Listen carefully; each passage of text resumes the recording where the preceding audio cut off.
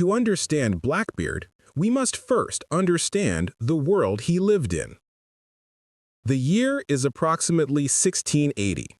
The place is Bristol, England, a bustling port city on the western coast, where ships arrive daily from the Americas loaded with sugar, tobacco, and tales of opportunity in the New World. Edward Teach was born into this world. We know very little about his early life. History did not record the details of ordinary people in that era. We do not know his exact birth date. We do not know his parents' names. We do not know if he had siblings. What we do know is that he was born in Bristol, or possibly London, that he likely came from a respectable family, perhaps middle class.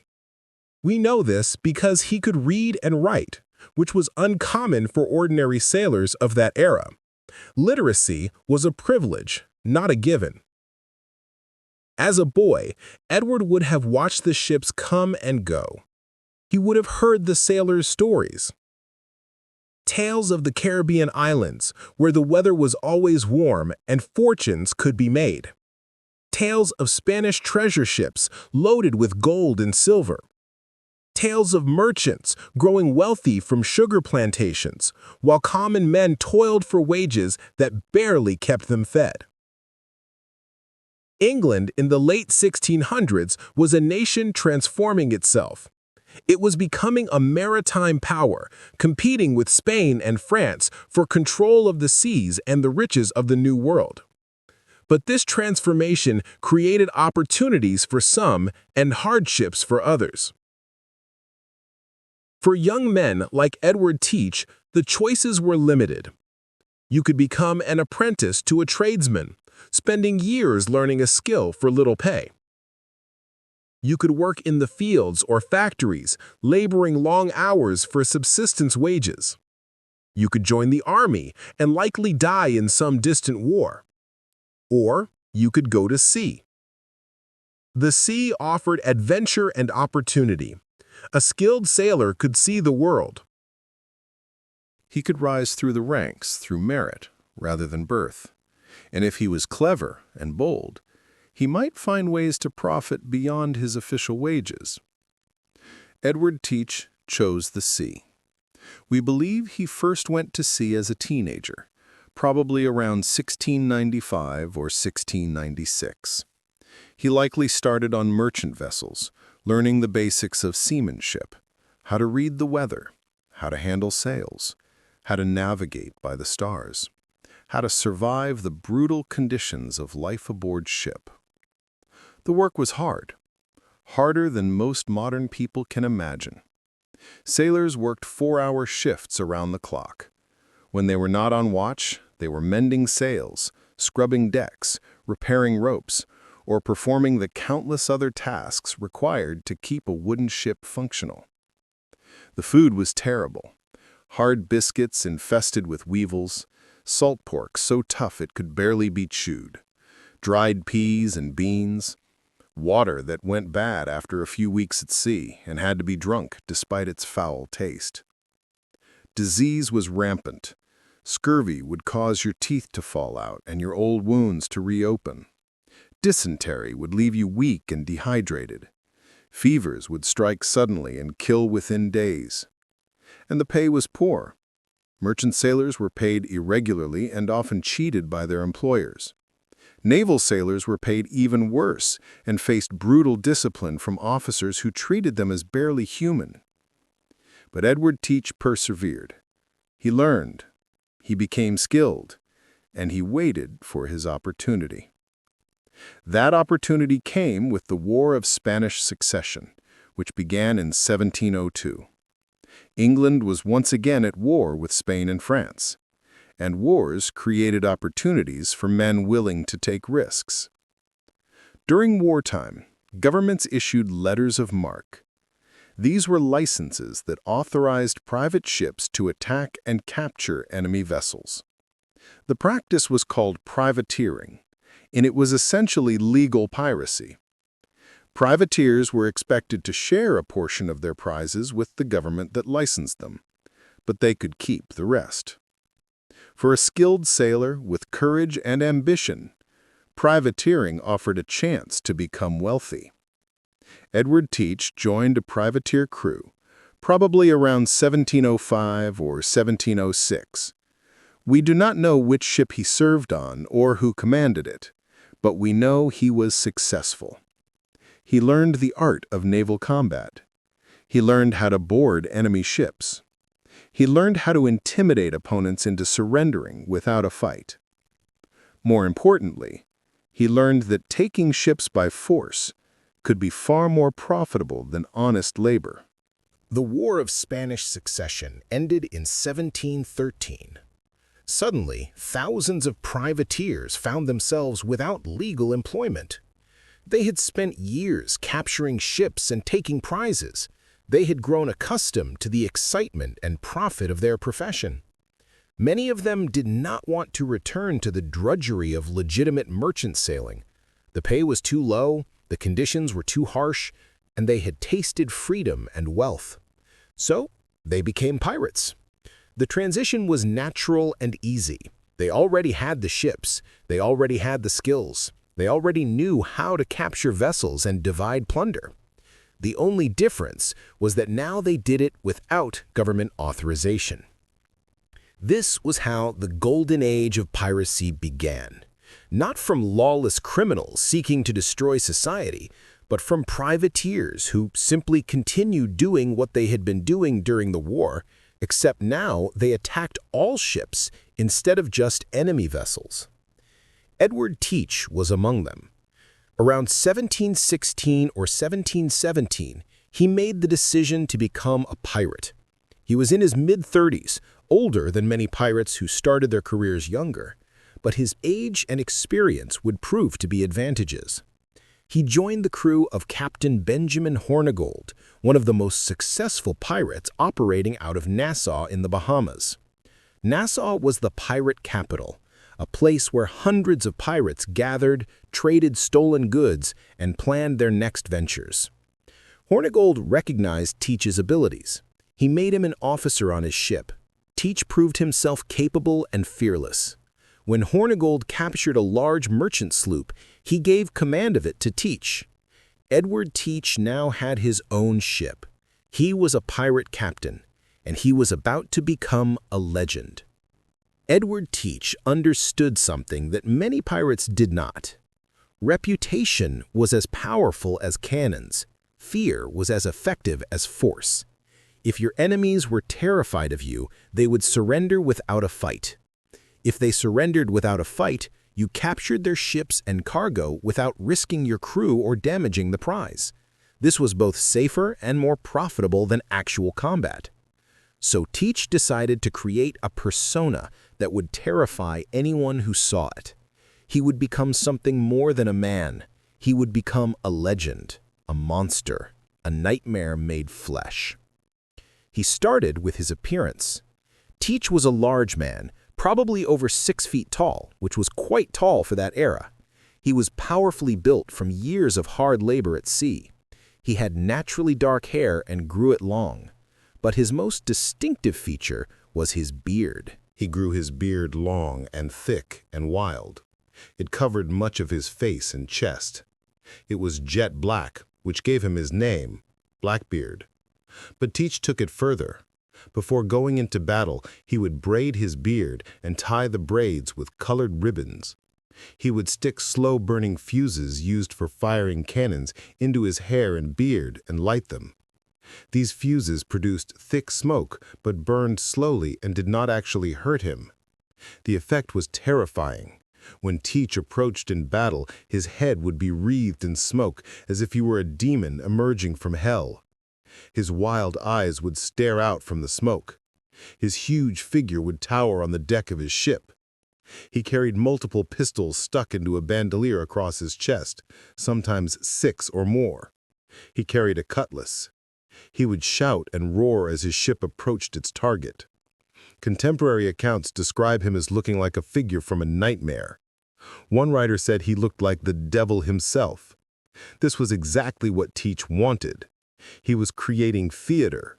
He was playing a role, the role of the most fearsome pirate to ever sail the seas. And it worked. Ship after ship surrendered to Blackbeard without firing a shot. Sailors took one look at this smoke-wreathed demon and decided that their cargo was not worth dying for. Teach's reputation grew quickly. Within months, his name was known throughout the Caribbean and along the Atlantic coast. Merchants feared him, governors cursed him, sailors whispered about him in every port. Blackbeard had been born, and the legend had begun. In November of 1717, Blackbeard captured his most famous ship. It was a large French merchant vessel called La Concorde, which had been converted to a slave ship. It was a substantial vessel, capable of carrying hundreds of people, well built and fast. Blackbeard attacked the ship off the coast of St. Vincent in the Caribbean. The French crew tried to resist, but Blackbeard's reputation preceded him. Many of the French sailors had heard the stories. When they saw the smoke-wreathed figure bearing down on them, their will to fight collapsed. The ship surrendered. Blackbeard took control of it, released the enslaved people who were aboard, and began converting it for piracy. He added more cannons. Contemporary accounts vary, but most agree that when Blackbeard was finished, the ship carried around 40 guns. This made it one of the most heavily armed pirate vessels in the Caribbean. He renamed the ship Queen Anne's Revenge. The name was political. Queen Anne had been the British monarch during the War of Spanish Succession. The war had ended with her death, and the privateers who fought under her flag had been abandoned. The name was a reminder that these pirates had once been legitimate sailors serving their queen, and now they were taking their revenge for being cast aside. With the Queen Anne's Revenge as his flagship, Blackbeard became unstoppable. He commanded a small fleet of ships and hundreds of men. He was no longer just another pirate. He was a force that could challenge merchant convoys and even small naval vessels. For the next several months, Blackbeard terrorized the Caribbean. He captured ship after ship. He accumulated enormous amounts of plunder. His reputation grew with each successful raid. But Blackbeard was not just a mindless destroyer. He was strategic.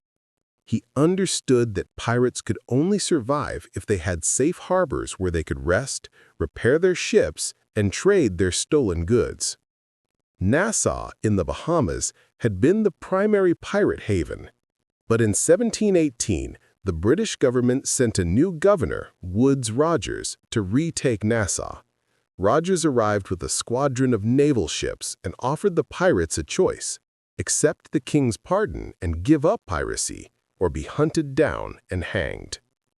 Many pirates accepted the pardon, including Benjamin Hornigold, Blackbeard's former captain. But Blackbeard refused. He would not give up his freedom. He would not return to being an ordinary sailor taking orders from men he did not respect.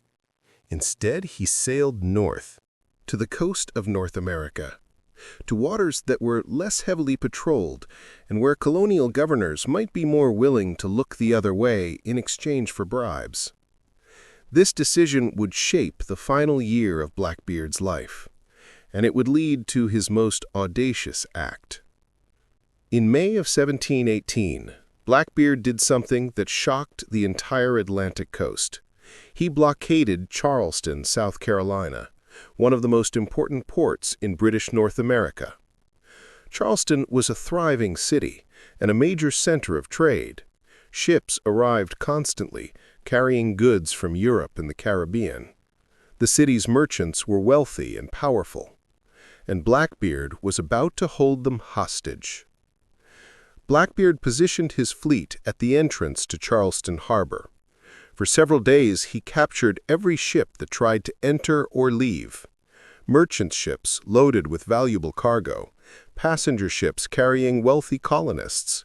Every vessel was stopped, boarded, and searched. Blackbeard did not sink these ships or kill the people aboard. He took their valuable cargo, but left the ships themselves intact. This was pragmatic. Sinking ships would have been wasteful, and killing passengers would have provoked a massive military response.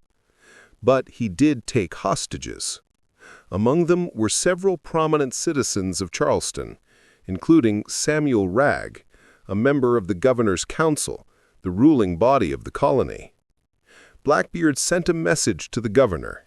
He demanded a ransom, not gold or silver, but medicine. Specifically, he wanted a chest of medical supplies. If the city provided this chest, he would release the hostages and leave. If they refused, he would kill the hostages and continue the blockade. The governor faced an impossible choice.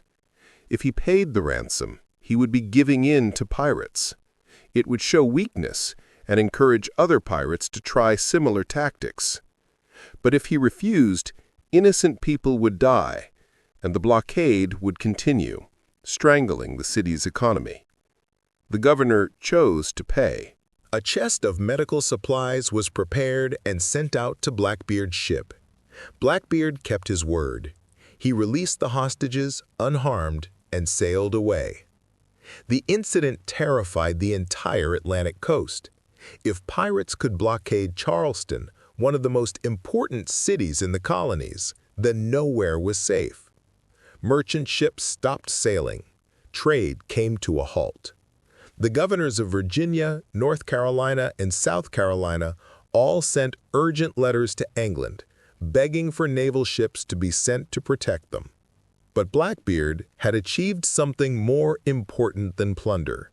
He had proven that pirates could challenge governments, that they could impose their will on major cities, that they were a force that could not be ignored.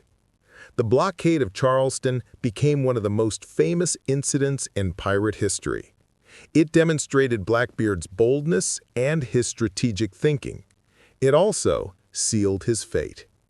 After Charleston, every authority on the Atlantic coast wanted Blackbeard dead.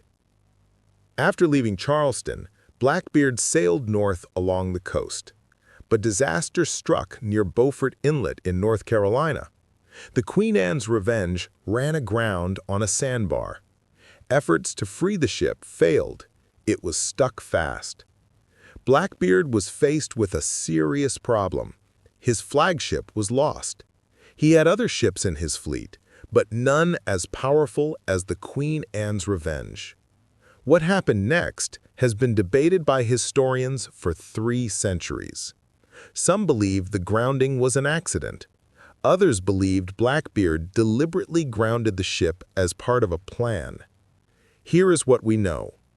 After the Queen Anne's Revenge was lost, Blackbeard took one smaller ship and sailed to Bathtown, North Carolina, with only about 20 men. He left behind the rest of his crew and his other ships. In Bathtown, Blackbeard did something surprising. He accepted the king's pardon. The same pardon that was being offered to pirates throughout the Caribbean. The pardon that many pirates, including his former captain Hornigold, had already accepted. Governor Charles Eden of North Carolina officially pardoned Blackbeard for all his previous acts of piracy. In exchange, Blackbeard promised to give up piracy and become a law-abiding citizen. Some historians believe Blackbeard was sincere, that he wanted to retire with his plunder and live out his life in peace.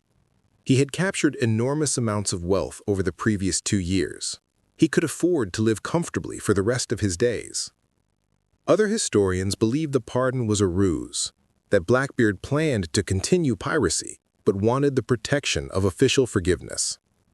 That he deliberately grounded the Queen Anne's Revenge and reduced his crew to make himself appear less threatening while he negotiated the pardon. The truth may be somewhere in between. Blackbeard may have genuinely considered retiring, but found he could not give up the life he had been living. Because within months of receiving his pardon, Blackbeard was pirating again. Blackbeard settled in Bathtown for a few months. He lived openly as a pardoned pirate. He even married a local woman, though accounts disagree on whether this was his 13th or 14th wife. Blackbeard apparently married frequently and casually, though it is unclear if these marriages were legal or simply common law arrangements. But the peaceful life did not suit him. Or perhaps the temptation of the sea was too strong. Or perhaps he had never intended to stay retired. By the fall of 1718, Blackbeard was at sea again, capturing ships along the North Carolina coast. He no longer had the powerful Queen Anne's Revenge. His crew was smaller, but he was still Blackbeard, and his reputation alone was often enough to make ships surrender. Governor Eden of North Carolina seemed to tolerate Blackbeard's return to piracy. Some historians believe Eden was corrupt and was receiving bribes from Blackbeard in exchange for protection. Others believe Eden was simply weak and feared confronting Blackbeard directly. But not everyone was willing to look the other way. The merchants and planters of the region were furious that a pirate was operating freely along their coast. They sent complaints to the governor of Virginia, Alexander Spotswood. Spotswood was a very different man from Eden. He was ambitious, energetic, and determined to make a name for himself. When he received complaints about Blackbeard, he saw an opportunity. Capturing or killing the most famous pirate in the world would bring him glory and respect. There was a complication. Bath Town and Ocracoke Inlet, where Blackbeard was anchored, were in North Carolina, not Virginia. Spotswood did not have legal authority to act there. But Spotswood decided to act anyway. He would send a military force to attack Blackbeard. If he succeeded, no one would care about the legal technicalities. If he failed, well, he would deal with that if it happened. Spotswood hired Lieutenant Robert Maynard of the British Royal Navy. Maynard was given command of two small ships, HMS Pearl and HMS Lime, though he would transfer to smaller, more maneuverable vessels for the actual attack. The mission was simple: find Blackbeard, kill him or capture him, end his career permanently. In November of 1718, Lieutenant Maynard set out to hunt Blackbeard. He had intelligence that Blackbeard was anchored at Ocracoke Inlet, a sheltered anchorage on the North Carolina coast. Maynard commanded two small sloops. They were not heavily armed, but they were fast and maneuverable, perfect for the shallow waters around Ocracoke. Maynard had about 60 men total, all experienced sailors and fighters. On the evening of November 21st, Maynard's ships approached Ocracoke Inlet. They spotted Blackbeard's ship, a sloop called Adventure, anchored in the inlet. Blackbeard had only about 25 men with him. His main crew was scattered or had left him. Maynard decided to wait until morning to attack. He did not want to risk navigating the treacherous waters of the inlet in darkness. That night, both sides prepared for the coming battle. Blackbeard's men cleaned their weapons and readied the cannons. Some of them drank rum to steady their nerves. Others sat quietly, thinking about what the morning would bring. Blackbeard himself seemed calm. According to accounts from survivors, he spent the evening drinking and talking with his crew. He told them stories of his past battles. He laughed and joked. He showed no fear of the coming fight. But he must have known his situation was desperate. He was outnumbered. He had no escape route. He had one small ship against two enemy vessels. His reputation might intimidate merchant sailors, but Royal Navy men were trained soldiers who would not be frightened by smoke and theatrics. Blackbeard could have tried to escape during the night, but he chose to stay and fight. Perhaps his pride would not allow him to run. Perhaps he believed he could win despite the odds. Perhaps he simply accepted that this was how his story would end, and he wanted to face it with courage. As the sun rose on November 22, 1718, both sides prepared for the final confrontation. The battle that would end the legend of Blackbeard was about to begin. Dawn broke over Ocracoke Inlet. The water was calm, the sky was clear. It was a beautiful morning, perfect weather for a battle. Lieutenant Maynard ordered his 2 sloops forward. They approached Blackbeard's ship slowly, carefully navigating the shallow waters. Blackbeard raised his anchor and began to maneuver. He knew the waters well. He tried to position his ship to give him the best angle for his cannons. The 2 sides exchanged fire. Cannons roared. Smoke filled the air. Wood splintered. Men shouted. But the cannon fire was not decisive. The ships were small, and the cannons were not powerful enough to sink each other quickly. This was going to come down to boarding action, hand-to-hand combat on the decks. Maynard's larger sloop began to close with Blackbeard's ship. As they came together, Blackbeard's men threw homemade grenades onto Maynard's deck. These grenades were bottles filled with gunpowder, pieces of metal, and anything else that would cause damage when they exploded. The grenades exploded among Maynard's crew, killing and wounding many men. The deck was covered with blood and body parts. For a moment, it seemed Blackbeard might win despite being outnumbered. But Maynard had hidden most of his men below deck. When Blackbeard and his crew boarded Maynard's ship, expecting to find only a few wounded sailors, they found themselves facing fresh fighters emerging from below. The 2 sides crashed together in brutal hand-to-hand combat. Cutlasses clashed, pistols fired at point-blank range. Men grappled and stabbed and clubbed each other. Blackbeard himself was a whirlwind of violence. He was a huge man, strong from years at sea. He was skilled with weapons, and he fought with the desperate courage of a man who knew this was his last stand. He made his way across the deck toward Lieutenant Maynard. The pirate captain and the naval officer faced each other. They both drew pistols and fired. Blackbeard's shot missed. Maynard's shot hit Blackbeard in the body, but it did not stop him. They drew their cutlasses and fought. Sword clanged against sword. Blackbeard's blade caught Maynard's and shattered it. For a moment, Maynard was defenseless, facing Blackbeard with only a broken sword. But before Blackbeard could deliver the killing blow, one of Maynard's men attacked Blackbeard from behind, slashing him across the neck. More of Maynard's men surrounded Blackbeard. They attacked him from all sides. Swords and knives struck him again and again. According to the official account written by Maynard after the battle, Blackbeard sustained 25 wounds. 5 bullet wounds, 20 cuts from swords and knives, and still he fought. Even as blood poured from his wounds, even as his strength failed, he continued to fight. Finally, as he was trying to cock another pistol with trembling hands, Blackbeard collapsed. The most feared pirate of the age fell to the blood-soaked deck and died. The battle was over. Blackbeard's remaining crew, seeing their captain fall, surrendered. Maynard's men had won. Lieutenant Maynard walked over to Blackbeard's body. He wanted proof that the legendary pirate was truly dead. He ordered one of his men to cut off Blackbeard's head. The head was hung from the bowsprit of Maynard's ship as he sailed back to Virginia. It was a gruesome trophy, but it served its purpose. Everyone who saw it knew that Blackbeard was dead. According to legend, when Blackbeard's headless body was thrown overboard, it swam around the ship 3 times before finally sinking.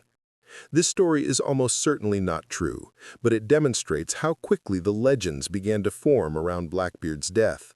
The man was dead, but the legend was just beginning. When Lieutenant Maynard returned to Virginia with Blackbeard's head, he was treated as a hero. Governor Spotswood praised him. The Colonial Assembly voted to give Maynard and his men a reward for killing the pirate. Blackbeard's surviving crew members were taken to Virginia and put on trial for piracy. Most of them were found guilty and hanged. A few were acquitted or given lighter sentences.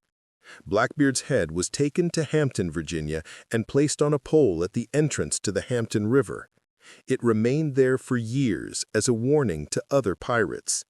The place where it stood became known as Blackbeard's Point, a name it still carries today. The death of Blackbeard sent shockwaves throughout the pirate world. If the most famous and feared pirate could be killed, then no pirate was safe. The authorities were getting serious about ending piracy. The days of pirates operating with impunity were coming to an end. Within a few years, most of the major pirates of the Golden Age would be dead or captured. The pirate havens would be shut down. The era would end. But Blackbeard's story did not end with his death. If anything, his death was the beginning of his transformation into legend. In the months and years after Blackbeard's death, stories began to circulate. Some were true. Many were exaggerated. Some were completely made up. People said that Blackbeard had buried treasure on various islands along the Atlantic coast, that he had accumulated vast wealth and hidden it before his death. Treasure hunters would search for this buried gold for centuries, though no major treasure has ever been found. People said that Blackbeard had been invincible in battle, that he had fought off entire naval squadrons, that he had captured hundreds of ships. The truth was impressive enough, but the legends made him superhuman. People said that Blackbeard had been a monster who tortured prisoners and committed unspeakable atrocities. Some of these stories may have been true, but many were exaggerations designed to make him seem more villainous. People said that Blackbeard's ghost still haunted the waters around Ocracoke, that on foggy nights you could see his headless body swimming through the waves, searching for his lost head. This story is still told today in coastal North Carolina. The stories grew with each retelling. Blackbeard became larger than life. He became the archetypal pirate, the standard against which all other pirates would be measured. In 1724, just 6 years after Blackbeard's death, a book was published called A General History of the Pirates. The book was probably written by a man named Captain Charles Johnson, though some scholars believe the author was actually Daniel Defoe, the famous novelist who wrote Robinson Crusoe. This book included a long chapter about Blackbeard. It repeated many of the legends and added some new ones. It portrayed Blackbeard as the most fearsome pirate who ever lived. The book was enormously popular. It went through multiple editions and was translated into other languages. For generations of readers, this book was their primary source of information about pirates, and Blackbeard was the star of the book.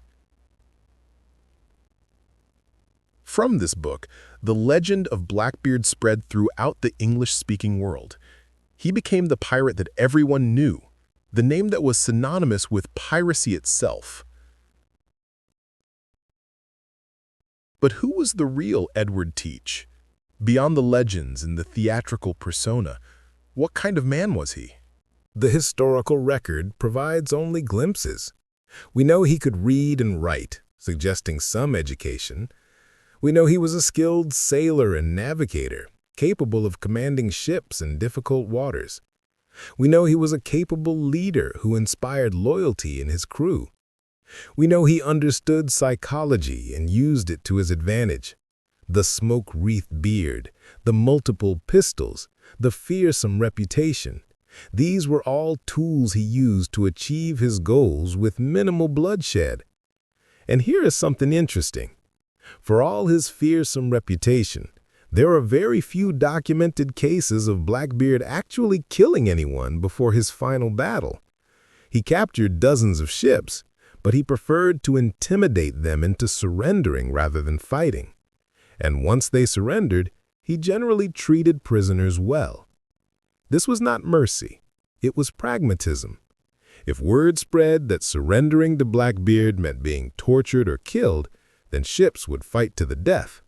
But if surrendering meant being treated fairly, then ships would give up without a fight. Blackbeard was a businessman as much as a pirate.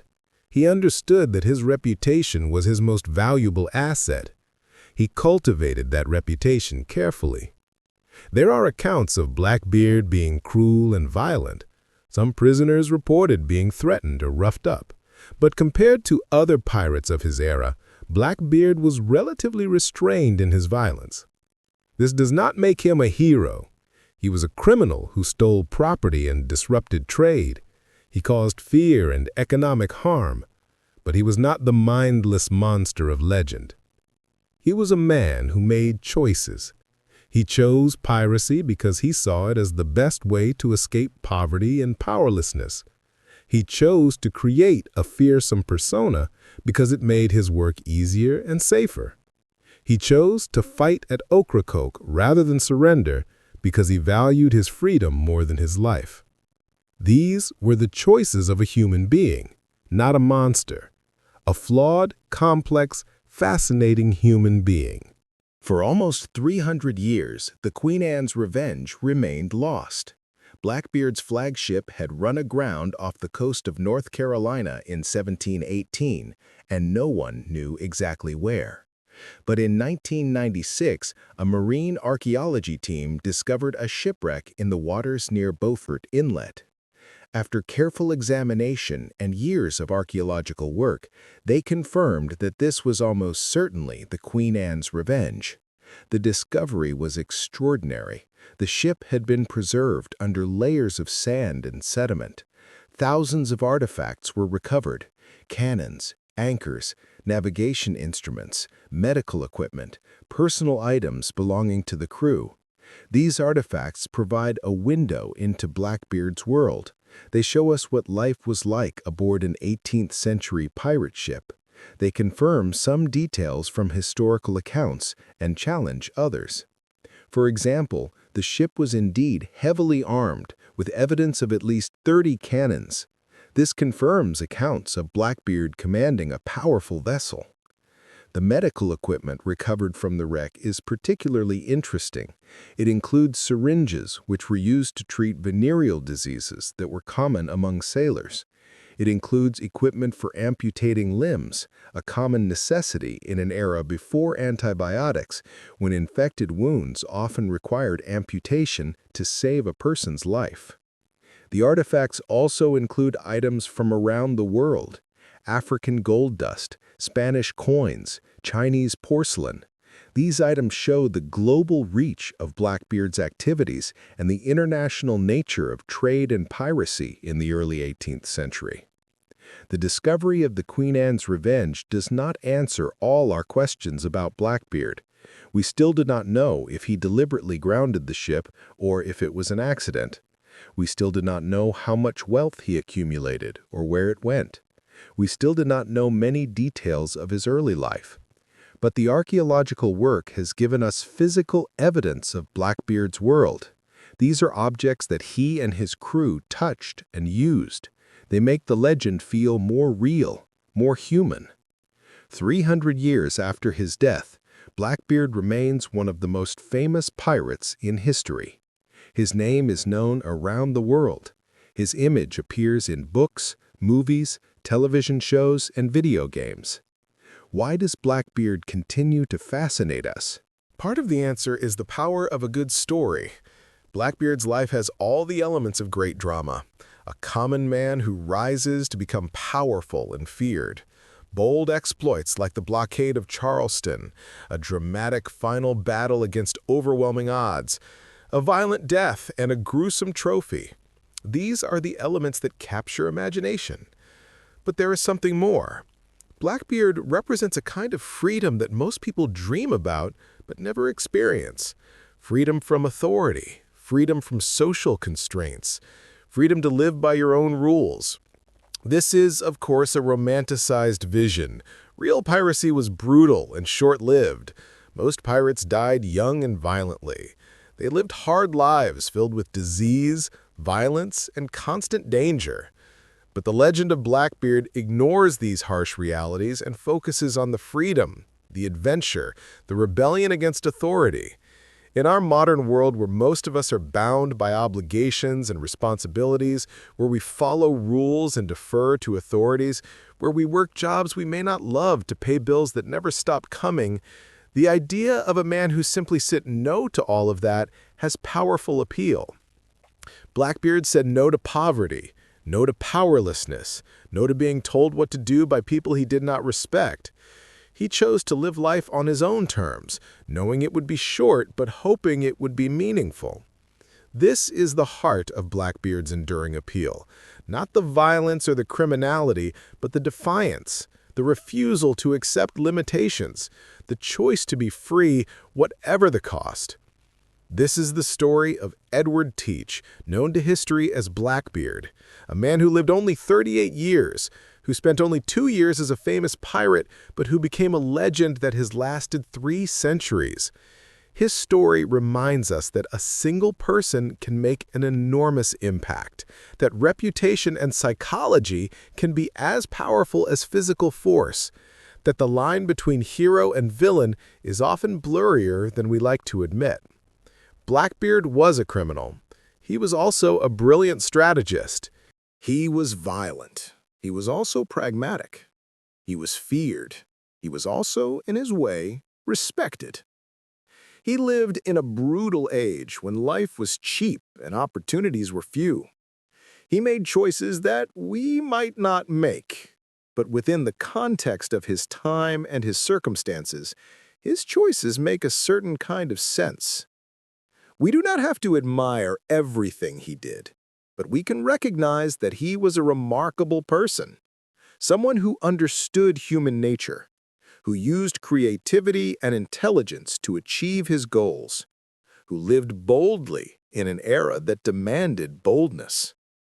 And we can understand why his story continues to be told, why children dress as pirates for Halloween, why movies and books continue to feature pirate characters, why the skull and crossbones remains a powerful symbol.